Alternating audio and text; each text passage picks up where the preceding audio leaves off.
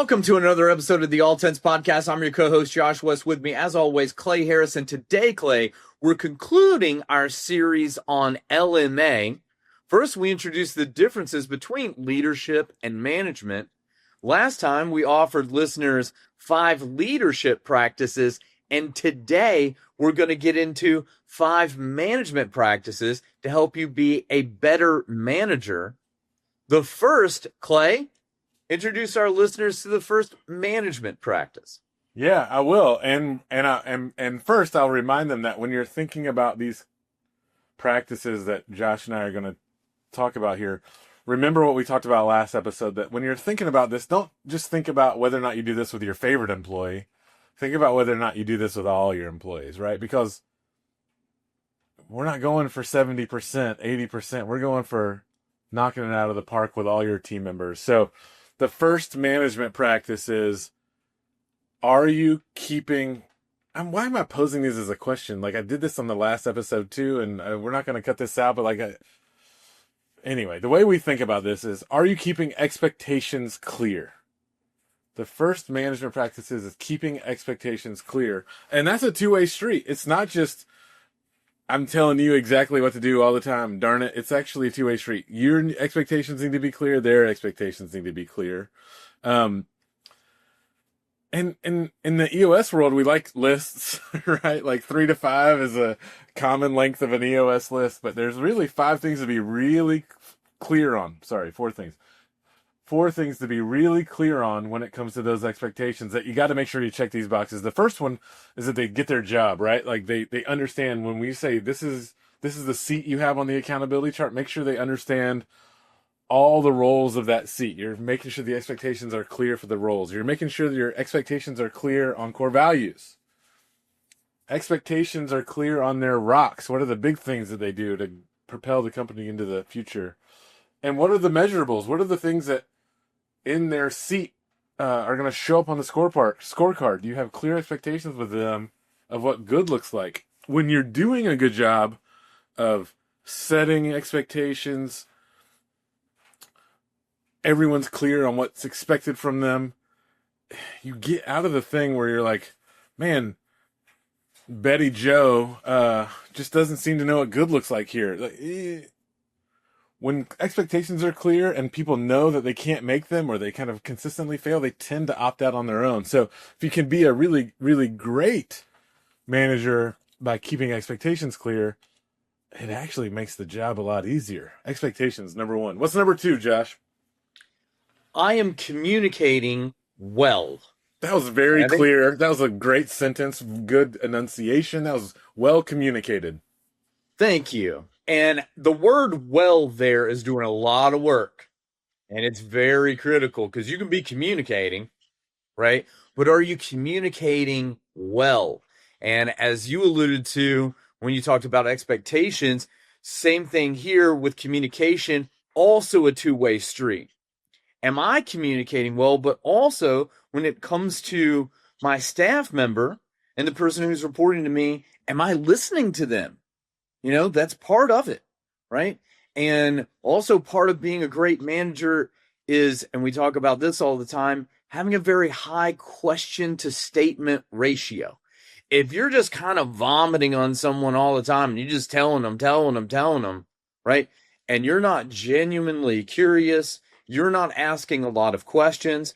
And side note, asking a lot of questions that start with what or how, that are very open-ended, where we're really empowering our report to share with us, you know, those are very critical to communicating well. One of my favorite quotes is, the biggest problem in communication is the illusion that it has taken place.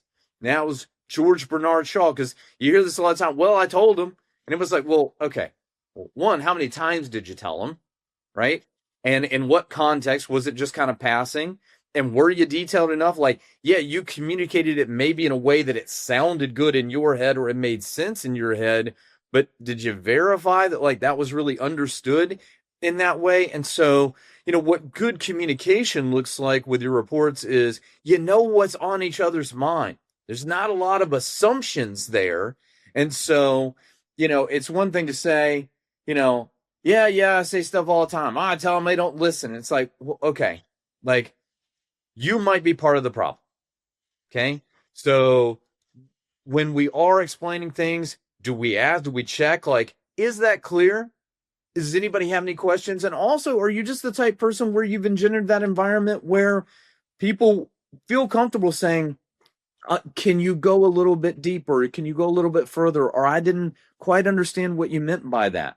And so all of that is part of you being a great communicator with staff. Clay, what's number 3? Number 3, you have the right meeting pulse. So if you have clear expectations, communicating well, you got to connect the circles on the right cadence. So, Josh talked a lot about how we're kind of doing a good job of communicating, and part of that is just doing a good job of listening. We got to create a framework in which that can happen, right? And so we call that a meeting pulse in the US, but you have to have the right meeting pulse. If you're hovering over someone's shoulder, you're meeting for 8 hours a day every day, you're micromanaging. If you're meeting them once a year, you're probably a little bit of an absentee manager. You want to figure out the right cadence for you to keep connected with the team where they have the opportunity to communicate and get clarity on expectations of whether or not we're on track or off track on those expectations. And that's kind of up to you. We're pretty prescriptive on leadership teams getting together weekly. But for other teams or departments within the organization, they might be getting together every other week or even on different schedules than that. I have one client that runs a meeting at the beginning of every shift and it's 15 minutes. But getting the right meeting pulse to keep connected in the right way, not too connected and not too disconnected, but the right meeting pulse is number 3. Number 4 is I'm having quarterly conversations. So, this is not as a group. So you're having quarterly conversations with each of your direct reports individually on a quarterly basis, as the name implies there. And I'll call back to what you said at the top of the episode about keeping expectations clear about, do they understand the roles? Do they understand the core values of the organization, and also their rocks and measurables, and being able to accomplish those and keep them on track? And now the quarterly conversation is sort of an evaluation on how you're doing on all those things, right? We set the expectations, then time passed. Now we're looking back and saying, how did we do on those things? You know? And, I think one of the things also that's important to note here is that this is not a formal review. We're not documenting things. We're not even having this in our office, right? So even where you're having this meeting is critical, because, it's one thing for me to say, I come into the office today, Clay, and I say, hey, Clay, can you meet me in my office in 15 minutes? What do you think? You know, uh-oh, what have I done wrong? Right? Whereas if a month ago I scheduled a coffee with you off site and said, hey, Clay, I just want to catch up with you and talk, right? And we're not formally documenting this in any way.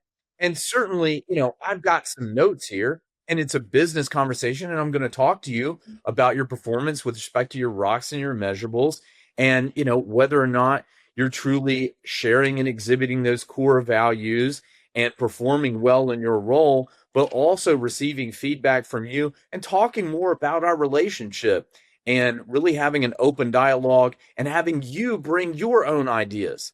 And ultimately, as issues arise, it's one in which I'm your counterpart and I'm your teammate, and the issue is the issue, and we're going to talk about how to do that and not have so much of an adversarial conversation about it.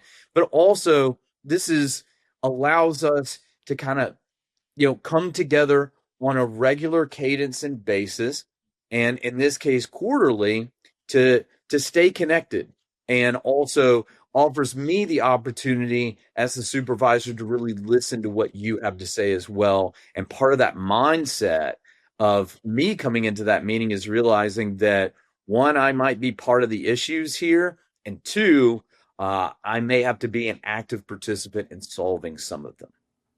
Clay, what do Yeah. you got for number five? Yeah, well, I think I just want to clean up a little bit because number three, we talked about having the right meeting pulse, and number four, we talked about having a quarterly conversation.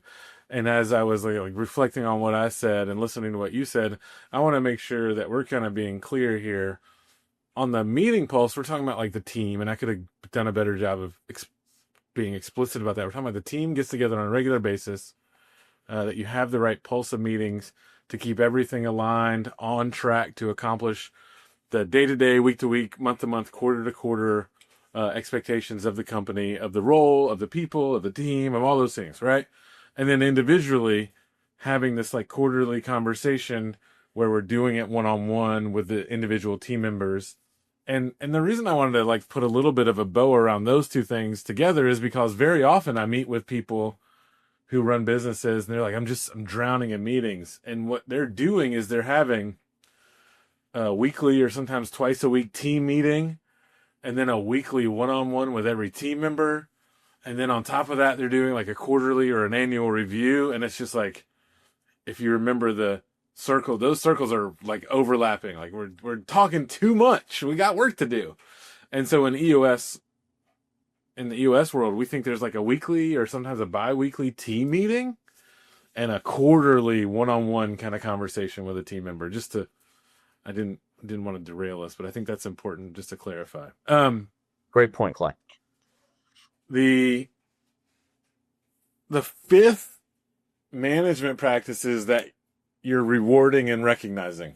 So whether it's good or bad, like rewarding and recognizing, building a practice around rewarding or recognizing is simply getting into the habit of giving people the pat on the back or sometimes the kick on the butt if they need it quickly.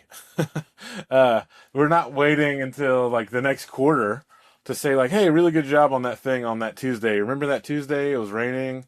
Give them the feedback quickly. When it's positive, do it loudly. Do it in public. Let people know that we're doing something worth celebrating.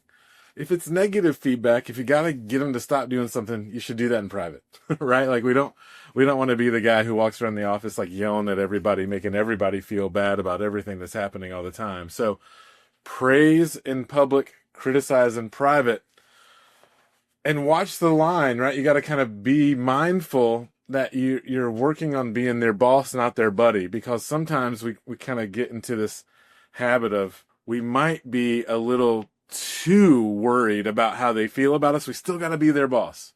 We still got to hold them accountable. And when it comes to holding them accountable, part of rewarding and recognizing is that if someone consistently shows you that they can't do the job for whatever reason, or they're displaying behavior that goes against your core values or whatever it is, where they're not meeting your expectations, you got to have a 3-strike rule.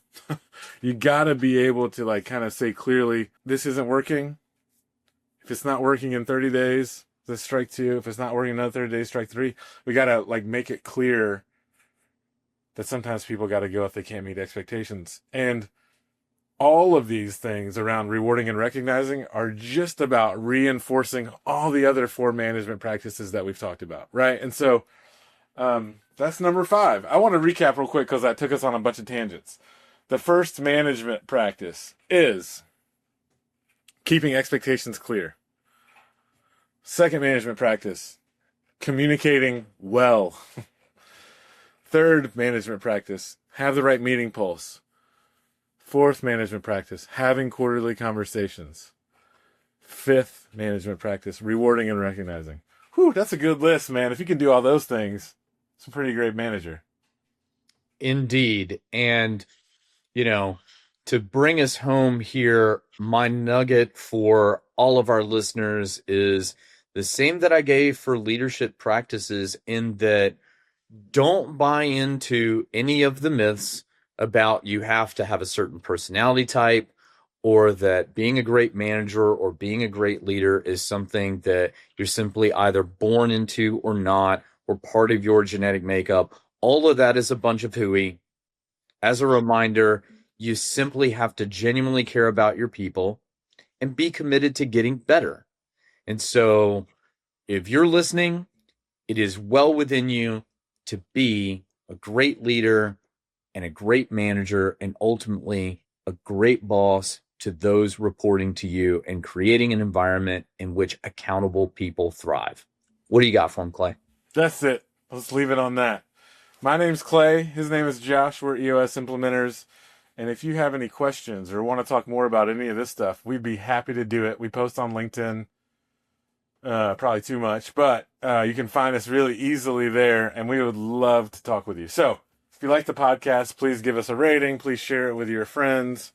And if you didn't like the podcast, tell us why. We'd love to hear your comments too, because we're trying to get better every time we press record on this thing.